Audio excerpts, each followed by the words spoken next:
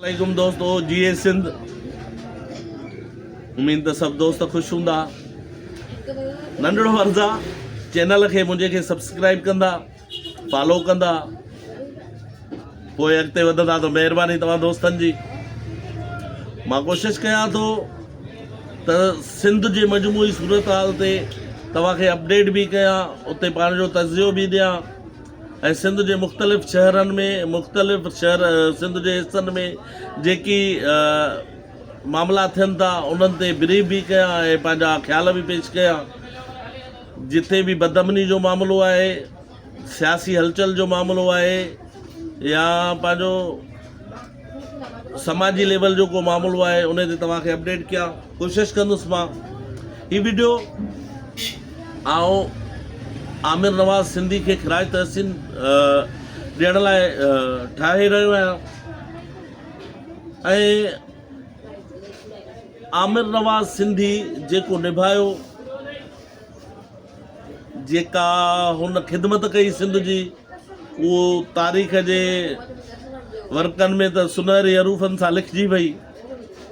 पर हिते मामला इहे आहिनि त हाणे हिते ॾिसो मकार रहिया आहिनि मुक़्तदिर धुरियूं, हिन मुल्क जूं मुक़्तदिर धुरियूं, हिन मुल्क जो एलिट क्लास, हिन मुल्क जी पंहिंजो सियासी ख़ानदाननि जी जेका रविश रही आहे न, ॾाढी ख़तरनाक रही आहे, ॾाढी मकार रही आहे।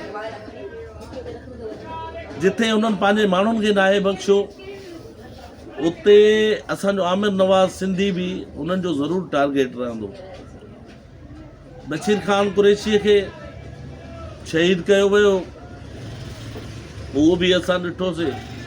हुकूमती मामलनि में पंहिंजो इन रहण लाइ, पंहिंजी कुर्सी बचाइण लाइ, पंहिंजे कुर्सीअ जो वारो मिलण लाइ कीअं मक़सूद चपड़ासी समेत 5 उन्हनि माण्हुनि जा हार्ट अटैक सबबु मौत आया। ताज़ो ई अडियाला जेल जो सब डिप्टी जेल सुप्रिटेंडेंट खे अटैक अची वियो।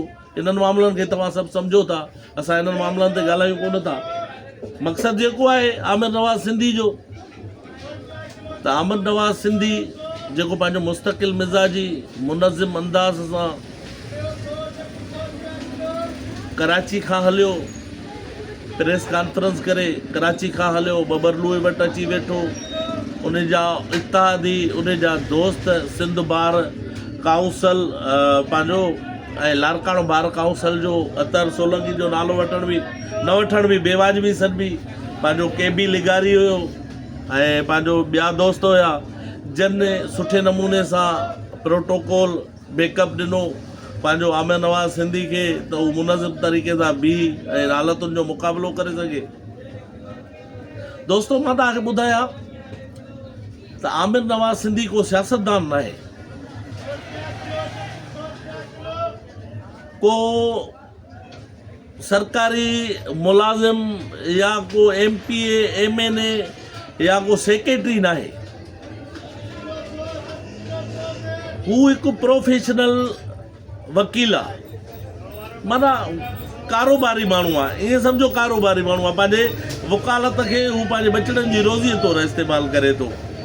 हुन ते जेका ज़िमेवारी हुई, पंहिंजे घर जी ज़िमेवारी हुई, पंहिंजे वितार जेतिरी ज़िमेवारी हुई, वकला तंज़ीमुनि जी ज़िमेवारी हुई, हू निभाए पियो। हू पंहिंजे मां सम्झां थो जॾहिं हिन बबरलूए वारे धरणे में हेतिरी पंहिंजो मुनज़िम तरीक़े सां पंहिंजो धरणो पुॼाणीअ ते पहुचायो आहे ऐं पंहिंजे कम खे हिकिड़ो अवलियत जे बुनियाद ते ॾिठो आहे, मां सम्झां थो उहो तंज़ीमुनि में हुनजो ज़ाहिर आहे त पंहिंजो रोल हूंदो, पंहिंजो तरीक़ेकार हूंदो ऐं हुन उते बि निभायो हूंदो। ज़ाहिर आहे हुन में गट्स आहिनि अॻवाणीअ जा, पर हू पोइ बि सियासी माण्हू न आहे, सियासी शख़्सियत न आहे, MPA MNA चूंडियल नुमाइंदो न आहे, मुल्क जो वज़ीर आज़म वज़ीर आला गवर्नर न आहे। तंहिं हूंदे बि हुन जॾहिं सिंध जो मामिलो थियो, सिंध जे केनालनि जो मामिलो थियो, हुन पंहिंजो क़ौमी फ़र्ज़ु सम्झंदे उन पंहिंजो क़ौमी फ़र्ज़ु सम्झंदे पंहिंजे दोस्तनि खे गॾु खणी पंहिंजे मुखला इताद खे गॾु खणी पंहिंजो अतहर अब्बास सोलंकीअ जहिड़े माण्हुनि खे पाण सां गॾु खणी ऐं हिकिड़ो मुनज़्ज़म नमूने सिंध सां निभाइण जो वचन कयो। हुन बबरलूअ ते अची जेको धरणो आयो पूरी सिंध उते ॾिठो त हुन कहिड़े अंदाज़ में कहिड़े तरीक़े सां सभिनी सां निभायो, सभिनी जूं मोहबतूं वरितियूं, सभिनी खे मोहबतूं ॾिनियूं, सभिनी खे हिकु लीडर वांगुरु लीड कयो। एतिरे ताईं जॾहिं हुनखे बंदि कमरनि में धमकियूं ॾिनियूं वयूं त बि हुन माना उन्हनि धमकियुनि खे का ख़ातिर ख़्वाह वापसी न ॾिनी, माना उनखे माना न आंदो पंहिंजे हुन में। ऐं प्लस में जेकी हुनखे मुख़्तलिफ़ पैसनि जूं आशूं कयूं वयूं उहे बि चई बाबा जलसे में वेठा आहियूं, धरणे में वेठा आहियूं, उते अचो त उते तव्हां पंहिंजी जेका बि आहे डोनेशन उते ॾियो। हुन पंहिंजी ज़ात लाइ न कयो, हुन पाण खे साबित कयो त हू सुठी लीड करे सघे थो। तंहिं हूंदे बि मां वरी ईअं चवंदुसि त हू वकील आहे, प्रोफेशनल माण्हू आहे, सियासी माण्हू न आहे। असांजा दोस्त हुन जेतिरो वस पुॻो क़ौमी काज़ खे खणी बबरलू वसायो ऐं उते जेतिरे ताईं वेठो मुख़्तलिफ़ प्रेशर, मुख़्तलिफ़ लालचूं, मुख़्तलिफ़ धमकियुनि खे मुंहुं ॾिनो, तंहिं हूंदे बि हुन निभायो ऐं अहिड़ो निभायो। मां सम्झां थो सिंध जी तारीख़ हिनखे हमेशह यादि रखंदी।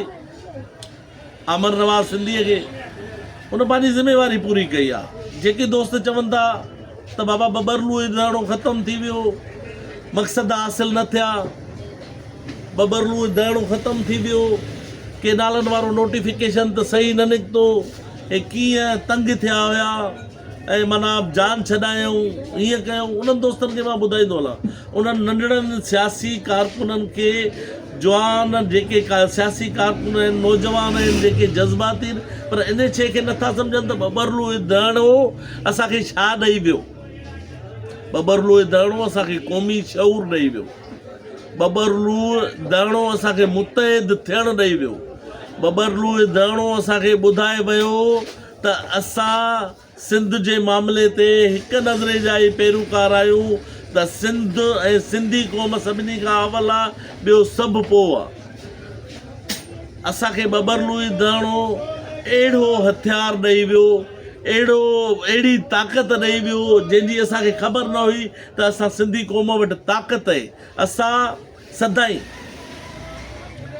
मुक़्तदर धुरियुनि, वस वारनि धुरियुनि, मुल्क खे हलाईंदड़ धुरियुनि सदाईं पीपुल्स पार्टीअ जे कुल्हे ते बंदूक रखी सिंधी क़ौम खे निशानो बणायो आहे। इहो तव्हां सभु मञींदो, उहो जेको बि अहले शऊर हूंदो, अहले फ़हम हूंदो, इहो मञींदो त 40-45 सालनि खां मुक़्तदर धुरियुनि पीपुल्स पार्टी जे कुल्हे ते बंदूक रखी सिंधियुनि खे शिकार कये, उन जा वसीला फुरिया आहिनि, उन जा समुंड फुरिया आहिनि, उन जो तेल गैस कोयलो लुटियो आहे, उन जे गोरख ते कब्ज़ो कयो आहे, उन जे किंजर ढंढ ते कब्ज़ो कयो आहे, DHA अॼुनि, ज़ुल्फ़कार आबाद अॼुनि ऐं पंहिंजो बहरा टाउन अॼु आहिनि।